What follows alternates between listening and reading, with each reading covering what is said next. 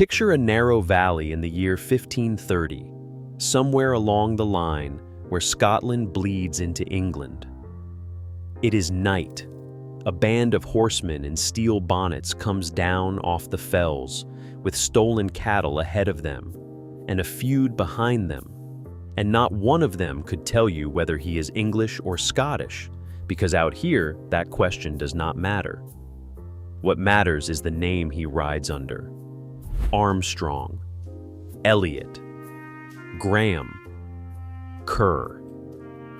2 centuries later, the great-grandsons of those riders are climbing into the Appalachian mountains of a new continent, and they are carrying those same names with them. This is the story of the Scots-Irish, the Ulster borderers, who became the backbone of the American frontier. And your name may be waiting in this list. To understand how a border raider became an Appalachian mountaineer, you have to start with a piece of land most Americans have never heard of. Ulster, the northern province of Ireland. In the early 1600s, King James, the 6th of Scotland and 1st of England, looked at 2 problems at once. The first was Ulster, recently emptied of its rebel Gaelic lords and ripe for what the crown called plantation. The second was the border country between his 2 kingdoms. 300 years of cattle raiding, blood feud, and lawlessness that the union of the crowns was supposed to end. His answer was brutal and tidy. He would pacify the border by breaking up the riding families and shipping the most troublesome of them across the narrow channel to Ulster, where their hardness could be put to use, holding down a hostile countryside. So they came. Lowland Scots from Ayrshire and Galloway, and the borders joined by English settlers from the northern counties, perhaps 200,000 of them across the whole of the 1600s. By the early 1700s, the British population of Ulster had passed 250,000. They were mostly Presbyterian, stubborn in their faith, and from the start they were treated as second-class subjects. They were forced to pay tithes to a church they did not belong to.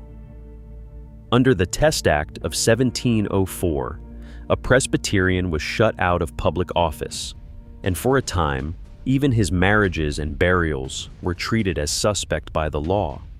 An earlier insult, the so-called Black Oath, had once driven thousands of them back to Scotland. The Crown had used them to hold the land, then refused to let them rise on it. Then the rents rose, the harvest failed, the linen trade staggered, and they moved again. They did not trickle out.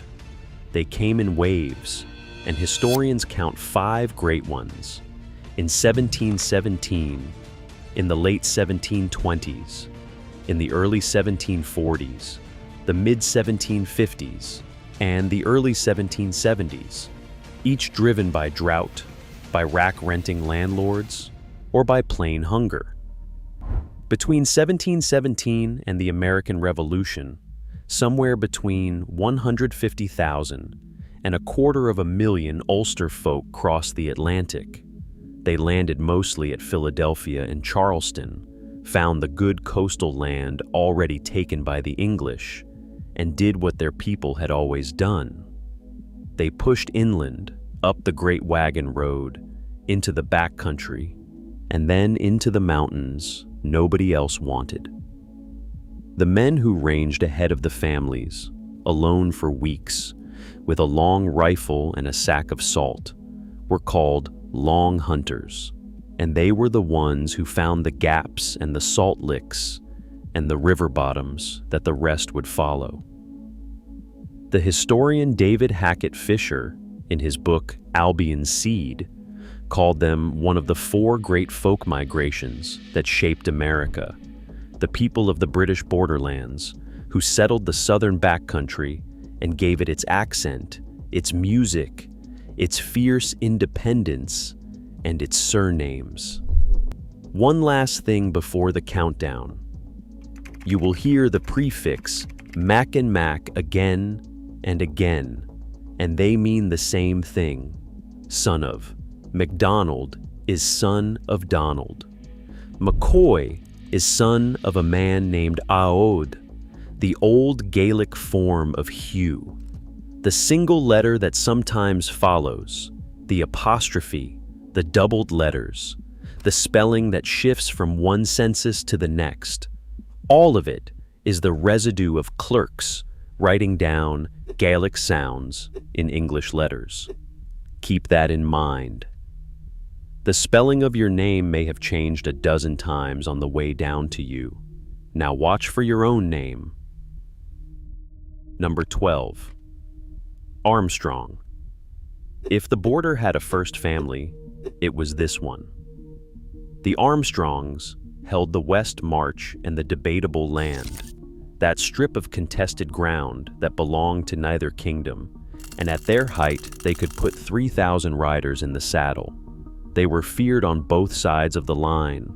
They rode in quilted jackets and the flat steel helmets that gave the whole Reaver world its nickname, the Steel Bonnets. When a raided man wanted his cattle back, he could raise the hot trod, a legal pursuit with a burning turf on a lance, and ride armed into the other kingdom to take them. In about 1530, the most famous of the Armstrongs, Johnny Armstrong of Gilnockie, rode to meet the young King James V under a flag of truce and was hanged on the spot with his men, a betrayal the border never forgot.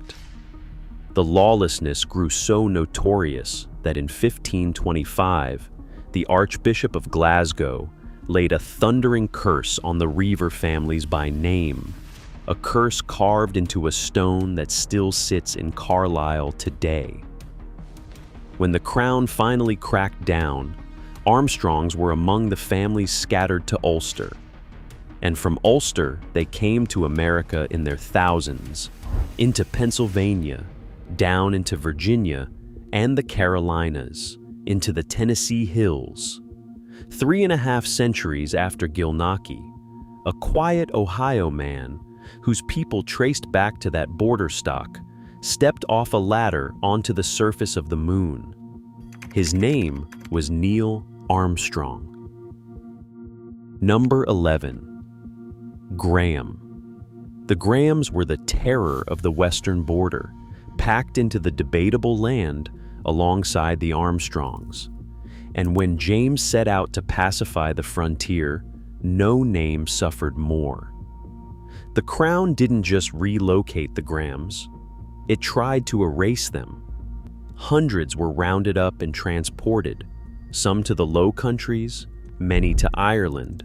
A few ordered never to use the name Graham again.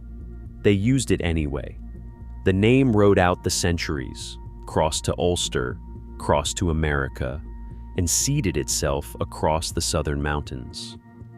You can hear two Reaver names knotted together in the man who patented the telephone, the Edinburgh-born inventor Alexander Graham Bell. Graham and Bell, two border surnames in one signature. Number 10. Elliott and Kerr. Deep in Liddesdale, the most lawless glen on the whole frontier, rode the Elliotts, a hard and numerous clan whose name still fills the valleys of the Scottish borders today. The old border families spelled it a dozen ways, and the single T, single L form carries the oldest Liddesdale pedigree. Beside them in the middle march rode the Kerrs, who with the Scots were the leading riding family of their country and supplied warden after warden to keep in order. They themselves were happy to break. There is a tradition that the Kerrs were left-handed, that they built the spiral staircases of their towers to wind the wrong way so a left-handed swordsman could defend them. Whether or not that is true, the Kerrs were among the most active Reavers on the line, and the name traveled the same road as all the rest, through Ulster and into the American backcountry. Number 9. Bell and Johnston. The Bells were an Annandale riding family, allied and feuding by turns across the West March, and theirs is one of the most common surnames in the southern mountains today. The Johnstons, sometimes spelled with a final E, were a power in their own right, and their feud with the Maxwells was the longest and bloodiest in all of border history, a vendetta that burned for generations and left the record soaked in it. Both names planted deep in Ulster. Both names crossed the water. And if your family spells it Johnston, or Johnstone, or simply Johnson, you may be looking at a riding surname worn smooth by 300 years of American clerks. Number 8. Campbell. Here, the story turns, and honesty matters. Campbell is not a border name. The Campbells were the great Highland clan of Argyll, lords of Inverary, the most powerful kindred in the western Highlands, and their world of locks and galleys was a long way from the cattle paths of the border. But the plantation of Ulster did not draw only on the lowlands and the border. A large body of Highland Scots crossed to Ulster as well, especially from Argyll and the Southern Isles, and they brought their names with them. Campbell became one of the most common surnames in Ulster, and one of the most common the Scots-Irish carried to America. Genealogists who study Scots-Irish DNA today find that better than a third of the families trace to Highland rather than Lowland roots, and Campbell and MacDonald sit at the very top of that Highland list. So when you meet a Mountain Campbell, you are not meeting a Reaver. You are meeting the Highlands, folded into the Ulster stream and carried west with everyone else. Number 7. The Mech and Mac names, and the feud that made two of them famous. Across the whole Scots-Irish world, you find the patronymics: McClelland, McConnell, McDowell, McKinley, McCandless, McCormick, and McCoy. That last one, McCoy, comes from the Gaelic Mac Oda, son of Hugh, and it is a cousin of the Highland name McKay. It would have stayed an ordinary backcountry name except for what happened along one muddy river. The feud ran along the Tug Fork that divides Kentucky from West Virginia between the family of Randolph McCoy, called Ol Ronald, and the family of William Anderson Hatfield, the man they called Devil Anse. It is usually said to have caught fire in 1878 over a hog. Randolph McCoy claimed that a pig in Floyd Hatfield's pen was his, marked with McCoy notches on its ear, and when a Hatfield justice of the peace ruled against him, the bitterness set hard. Then came a doomed romance between Rosanna McCoy and Devil Anse's son Johnsy, a backwoods Romeo and Juliet that ended when Johnsy abandoned her. On an election day in August of 1882, 3 of Randolph's sons stabbed Devil Anse's brother Ellison many times over and shot him. And the Hatfields answered by tying the 3 young men to bushes and executing them.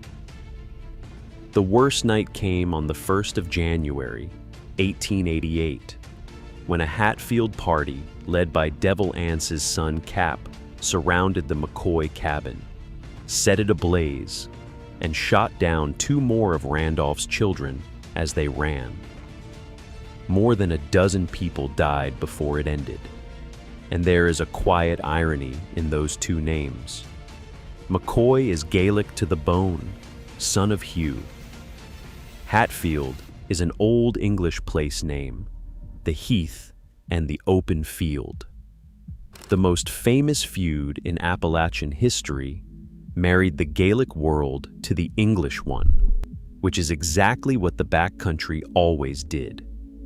In 2003, around 60 descendants of both families signed a symbolic truce, 138 years after the first blood was spilled. Number 6. Wallace, Crawford, and Patterson. These are the Lowland workhorses, the names that fill the Ulster muster rolls and the Appalachian census pages without ever making the legends. Wallace comes from an old word meaning foreigner, the same root as Welsh, and it marked the ancient Britons of Strathclyde who held out in the southwest of Scotland. Its most famous bearer needs no introduction, the freedom fighter Sir William Wallace, killed in 1305. Crawford is a lowland name from the lands of that name in Lanarkshire, and it rode the border edges before it rode to Ulster. Patterson is simply son of Patrick, and it became one of the steadiest, most widespread Ulster Scots names of all. All three appear by the dozen on the 17th century Ulster muster rolls, the lists of fighting men each estate had to keep, long before they ever reached a Carolina courthouse or a Tennessee deed book. None of the three is glamorous. All three are everywhere in the mountains. If yours is one of them, you are standing in the main current of this migration, not its edges.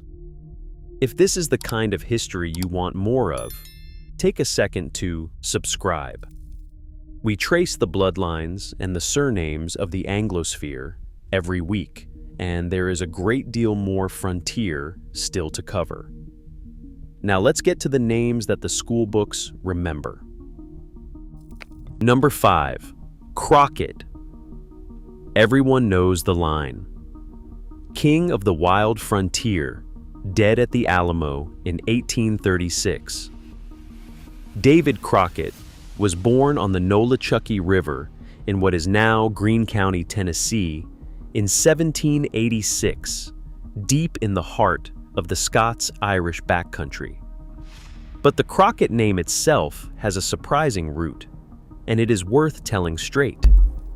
It began in France as Crocketain, a Huguenot family of Protestants who fled Catholic persecution. They settled in Ulster like so many others, and there they married into the Ulster Scots around them.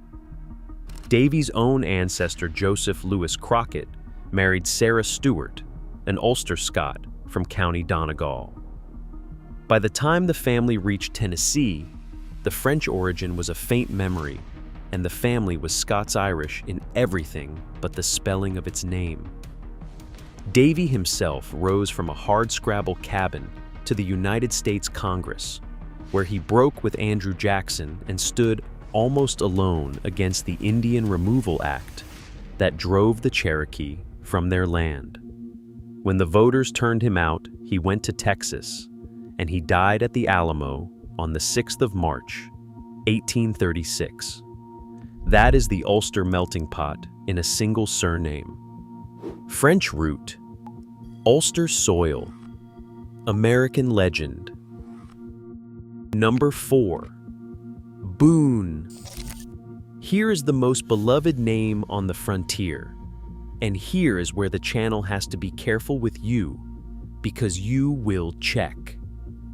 Daniel Boone, the man who cut the wilderness road through the Cumberland Gap and founded Boonesboro in 1775, was not Scots-Irish by blood. The Boones were English Quakers. Daniel's father, Squire Boone, was a weaver from Bradninch in Devon, England, and his mother, Sarah Morgan, came from a Welsh Quaker family. Daniel was born in Pennsylvania in 1734. So why does he belong in this story at all? Because he lived it.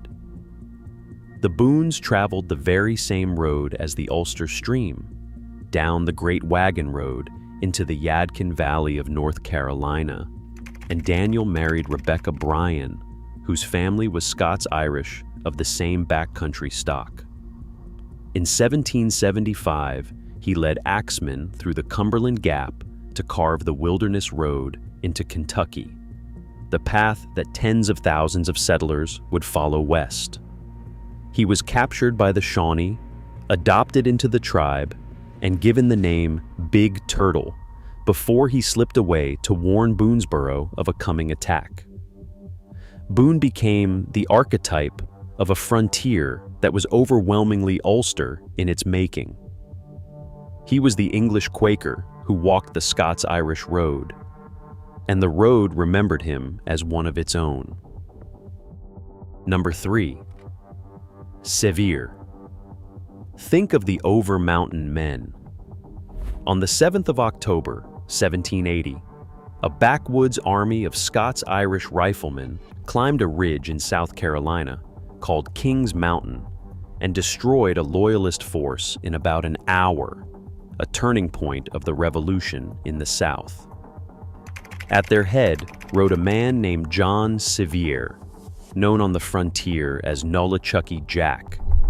He had already helped found the Watauga settlements, and in 1784, he was elected governor of a breakaway mountain state called Franklin that Congress refused to recognize. When Tennessee finally entered the Union in 1796, Sevier became its first governor, and his lifelong rivalry with Andrew Jackson nearly ended in a duel. And like Crockett, his name carries a twist.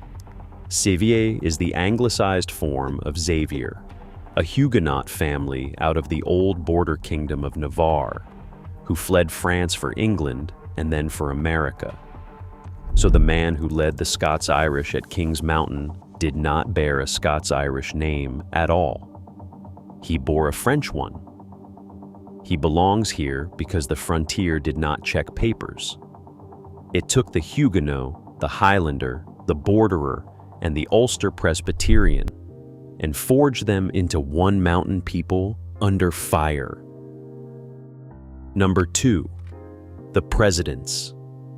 This is where the pride is earned.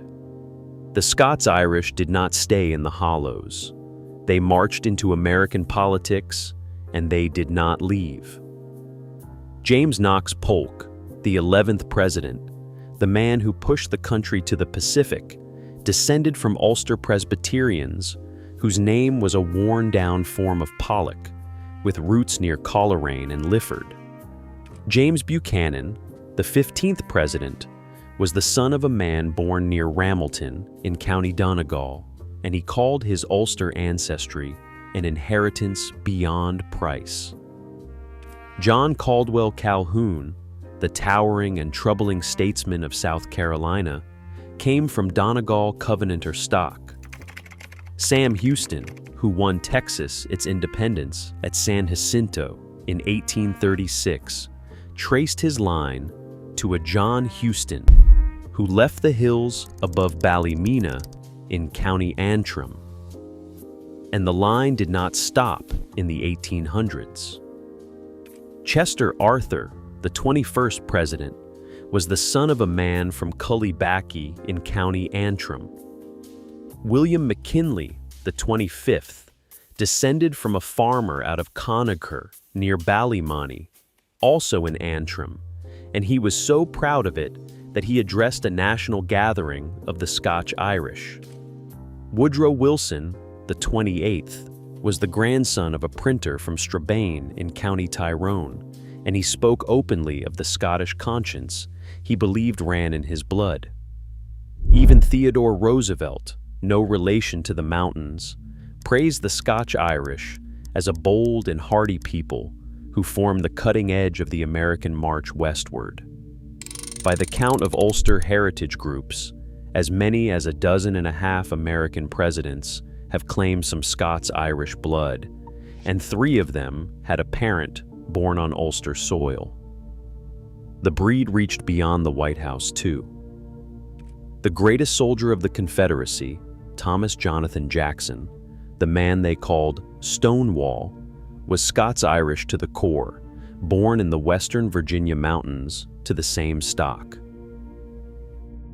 Number 1. Jackson. Of all of them, one name stands at the front: Andrew Jackson. His parents, Andrew and Elizabeth, left the village of Boney Before, just outside Carrickfergus in County Antrim, in 1765, 2 years before he was born.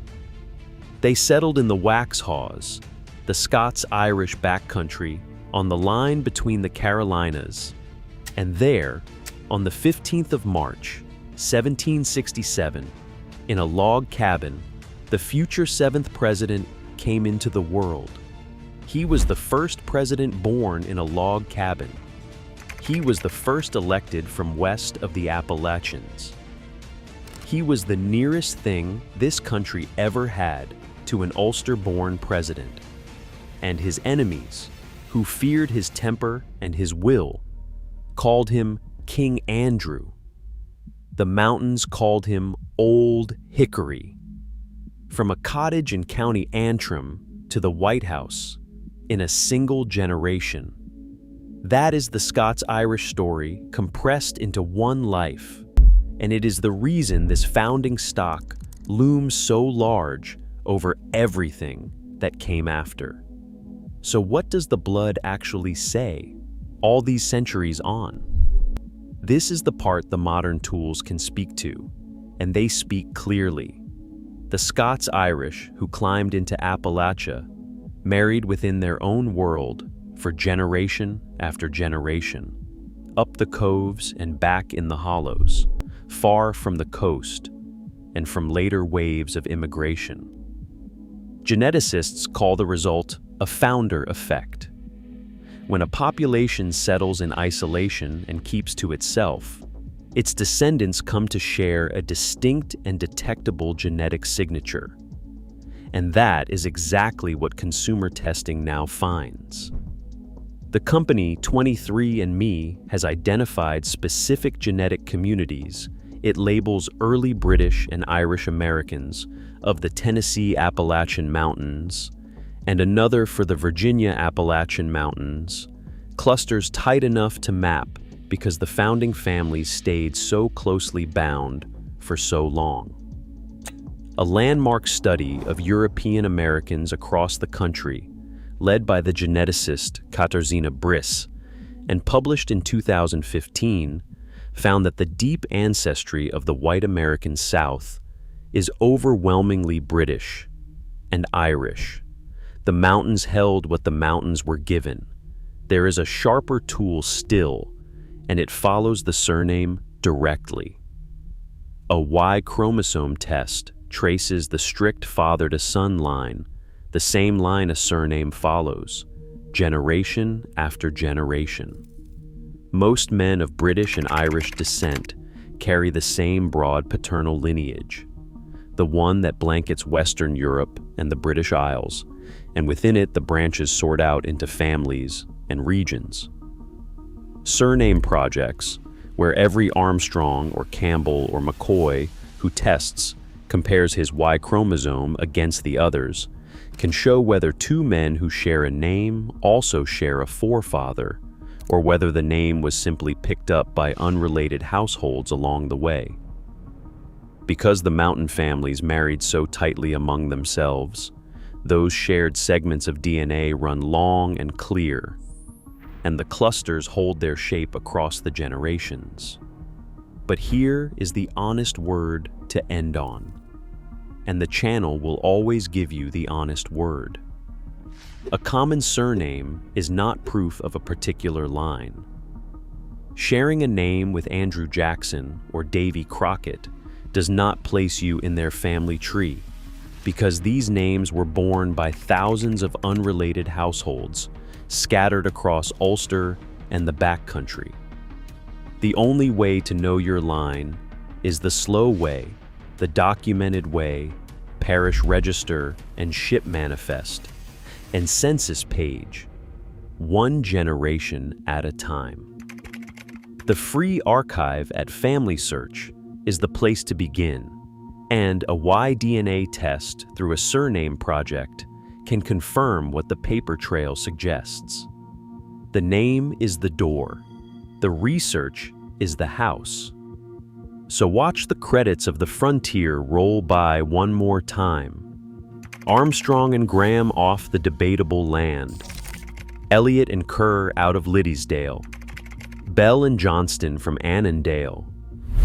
Campbell down from Argyll. McCoy and the Tug-Fork feud.